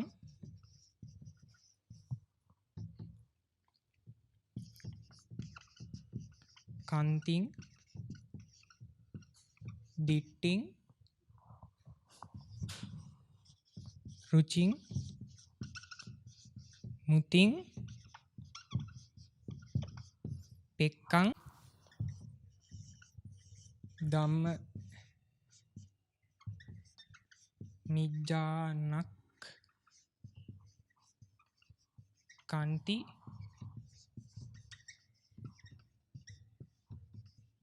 පරතෝ සුත්වා පටිලබති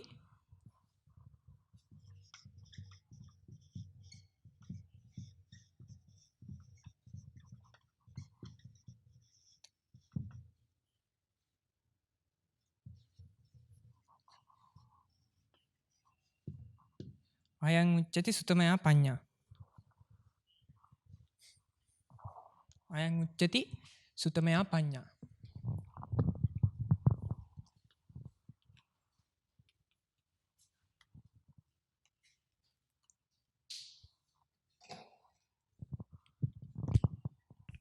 උතර මගේ පින්වත්නි මෙතන යෝග කියන්නේ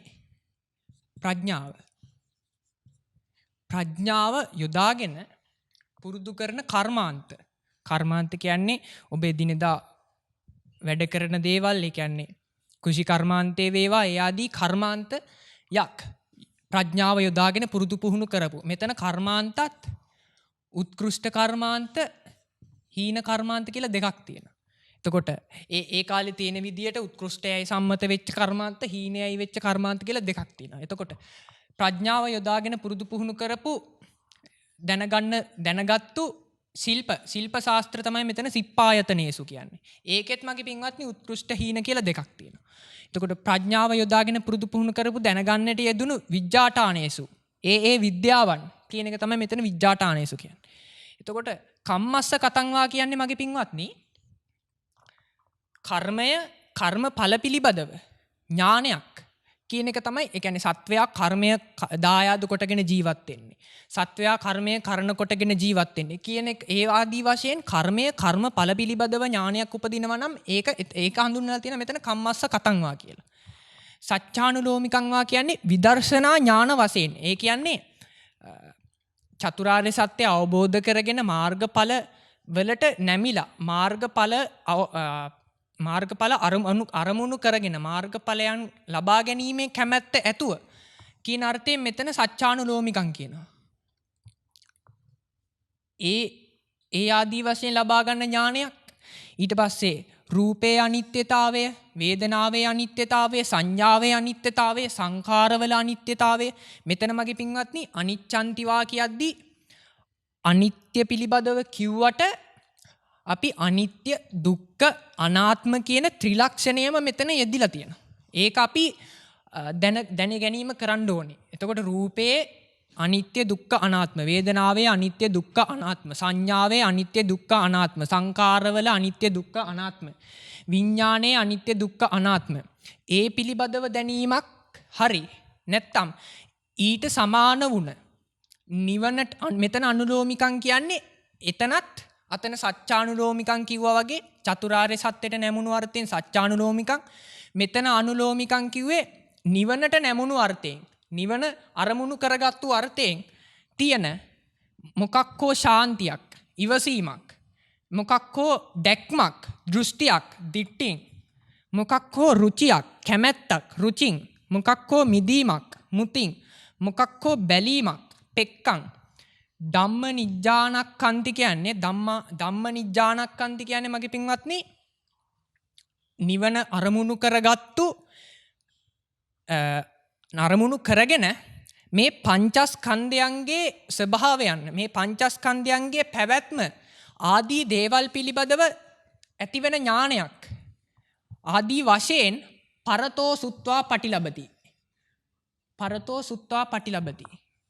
මෙන්න මේක තමයි මෙතන වැදගත්ම කාරණේ. පරතෝ සුත්වා පටිලබති. වෙන කෙනෙකු විසින් අහලා දැනගත්තොත් මේ දේවල් කම්මායතනේසු සිප්පායතනේසු විජ්ජාටානේසු කම්මස්සකතං සච්චානුලෝමිකං අනිච්ච වේදනා අනිත්‍ය දුක්ඛ අනාත්ම එතකොට කන්ති දිට්ටි රුචින් මුතින් පෙක්කං ධම්ම නිජ්ජානක්ඛන්ති ඒ ආදී දේවල් වෙන කෙනෙකුගෙන් අහගෙන දැනගත්තොත් ඒකට කියනවා සුතමේ ප්‍රඥාව කියලා. මෙතන මගේ පින්වත්නි සුත්වා කියද්දී අහලා දැනගන්නවා කියන එක කිව්වට ප්‍රධාන වශයෙන් ඒ කියන්නේ බොහෝ වෙලාවට සිද්ධ වෙන්නේ අහලා දැන ගැනීමනේ. හැබැයි මෙතන සුත්වා කියන එක ප්‍රධාන වශයෙන් ඇසීම අදහස් කළාට මෙතන කෙනෙකු යමක් ඉටු කරන ආකාරය, යම් ක්‍රියාවක් කරන ආකාරය, කරන අයුරු බලන් ඉඳලා දැන ගැනීමත් ඒ කෙනාගේ ඒ අවසාන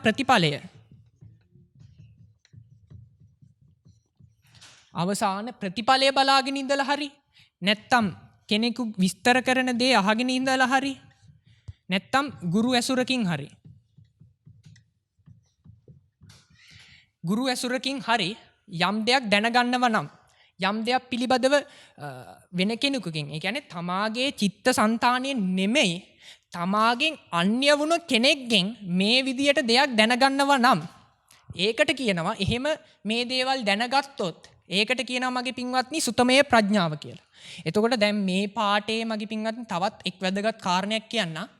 මෙතන කම්මායතනේසු සිප්පායතන විජ්ජාටානේසු කියන කාරණා ටික මගේ පින්වත්නි බොහෝ වෙලාවට ලෞකික විදිහට යන්නේ. ඒ කියන්නේ පුද්ගලයෙක් ලෞකිකව සිද්ධ කරන කාරණා. ඒ කියන්නේ තමාගේ ගිහි ජීවිතයේ ආදී දේවල් පවත්ත ගනිද්දී ඇති වෙන දේවල් තමයි මෙතන මේ විදිහට කම්මායතනේසු සිප්පායතනේසු විජ්ජාටානේසු කියලා කරන් තියෙන්නේ. මෙතන කර්මය කම්මස්ස කතංවා කියන තැන ඉඳන් ධම්ම නිජ්ජානක්ඛන්ති කියන තැනට එනකම් මගේ පින්වත්නි සියල්ල තියෙන්නේ නිර්වාණය අවබෝධ කර අරමුණු කරගෙන. ඒ කියන්නේ මෙතන සත්‍යානුලෝමිකං රූප වේදනා සංඥා සංකාර විඥාන ඒ වගේ අනිත්‍ය දුක්ඛ අනාත්ම නැත්තම් ඒහා සමාන වුණ ඒ වගේ වුණ තවත් නිර්වාණය අරමුණු කරගත් කියන අර්ථයෙන් මෙතන අනුලෝමිකං කියලා දාලා තියෙනවා. එතකොට මේ ටික ලෞකික ජීවිතය පැහැදිලි කරන්න ලෞකික ජීවිතයේ සුතමේ ප්‍රඥාව ඇති වෙන විදිය පෙන්වන්න මේ ටික දාලා තියෙනවා.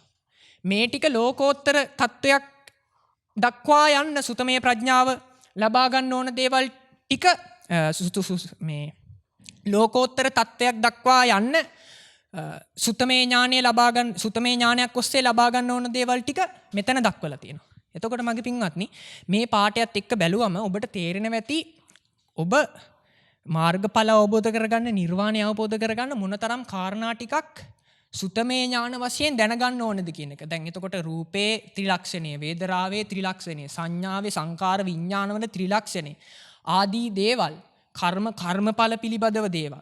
එතකොට ඒවට කැමැත්ත, ඒ වගේ මිදීම, ඒවා බැලීම ආදී දේවල් සුතමේ ඥානයක් ඔස්සේ ලබා ගත්තේ නැත්නම් මගේ පින්වත්නි ඔබට හැකියාවක් නැහැ ඒ සුතමේ ප්‍රඥාව යොදාගෙන ඒ සුතමේ ප්‍රඥාව උපනිශ්‍රය කරගෙන චින්තාමේ ප්‍රඥාවක් කරලා යෝනිසෝ මනසිකාරයක් කරලා චින්තාමේ ප්‍රඥාවක් උපදවාගෙන ඒ සුතමේ ප්‍රඥාවත් ඒ චින්තාමේ ප්‍රඥාවත් යොදාගෙන අවසානයේ මාර්ගඵල අවබෝධ වශයෙන් භාවනාමය ප්‍රඥාවක් උපදව ගන්නට ඔබට හැකියාවක් ලැබෙන්නේ නැහැ.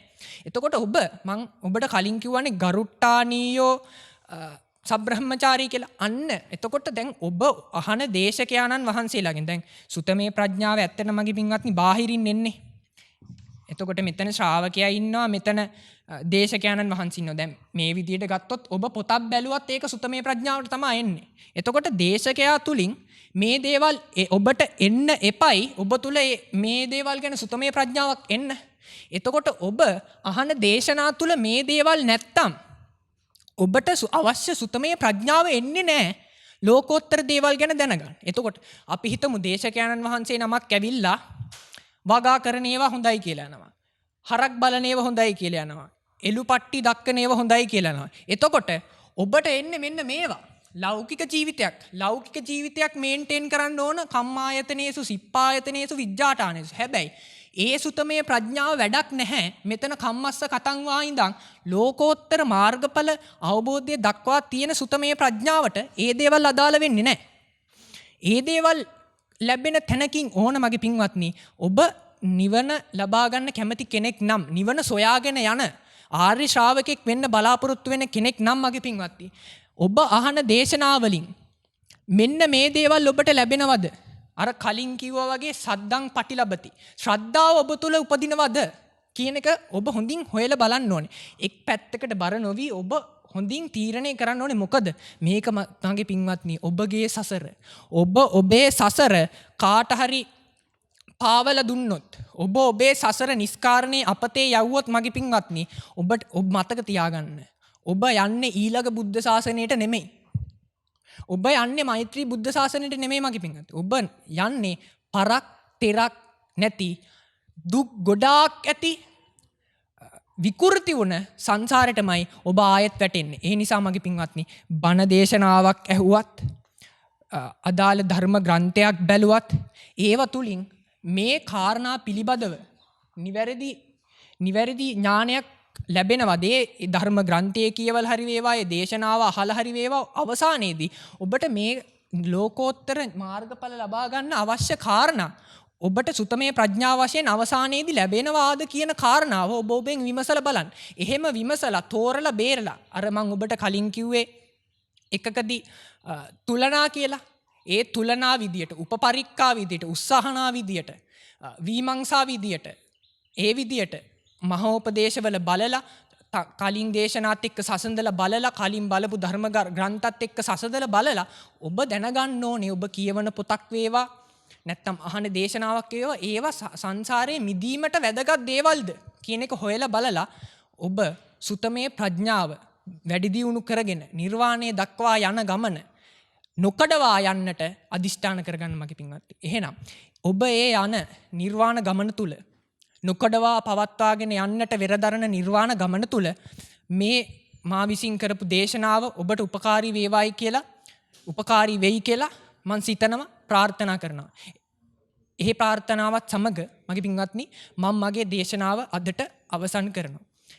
එතකොට මේ දේශනාව සිද්ධ කිරීමෙන් කරගත්තා වූ කුසලයන් සියල්ල මේ දේශනාව ශ්‍රවණය කළ ඔබටත් මට මගේ භික්ෂු ජීවිතය, මගේ මේ සංසාරික ජීවිතය සුවපත් කරන්නට ඊට අදාළ අනුශාසනා අවවාද ප්‍රතිපදාව පුරන්නට උපකාර කරමින් මට මගේ සංසාරික ජීවිතය සුවපත් කරගන්නට අනේක ප්‍රකාරාකාරයෙන් උපකාර කරන මගේ ගුරු දේවෝත්තමයන්න් වහන්සේ නම කියන්නට අවසරයි. පූජ්‍ය කිරුළපන ධම්මවිජය ලොකු සාමින් වහන්සේටත්, ඒ වගේම මේ සුජාත පුත්‍ර භූමියේ වැඩ වාසය කරන සියලුම කල්යාණ මිත්‍ර වහන්සේලාටත්, ඒ වගේම මේ ලංකා භූමියේ ප්‍රතිපදාව නිවැරදි ආකාරයෙන් පුරන්නට, මේ ධර්මයේ රකින්නට වෙහෙස වී කැප වෙලා කටයුතු කරන සියලුම භික්ෂූන් වහන්සේලාටත් මේ පින් අනුමෝදන් කරමි, අනුමෝදන් වෙත්තා. ඒ වගේම මේ ශාසනය රකින්නට යෙදෙන වීර්ය කරන සම්‍යක් දෘෂ්ටික මහේශාක්‍ය අල්පේශාක්‍ය සියලුම දෙවි දේවතාවුන්ටත් මේ පින් අනුමෝදන් කරමි, අනුමෝදන් වෙත්තා. එහෙනම් ඔබ සැමට සම්මා සම්බුදු සරණයි.